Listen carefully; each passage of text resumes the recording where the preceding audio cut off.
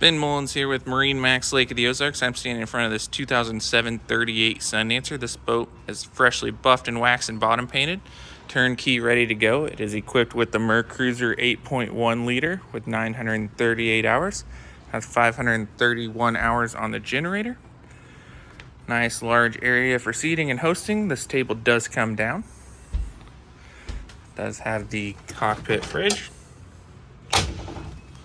Upgraded sea deck.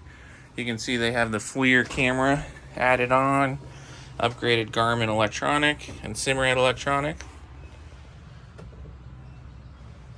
This is equipped with the factory bow thruster.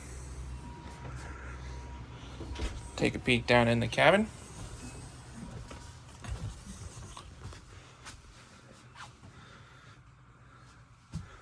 Nice, clean, rich looking, the Sea Ray fit and finish. Good looking boat here.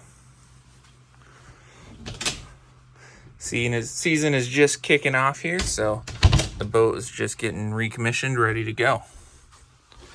Again, this is a 38 Sundancer. For more information, you can call us at 573-606-3022. We look forward to getting you out on the water.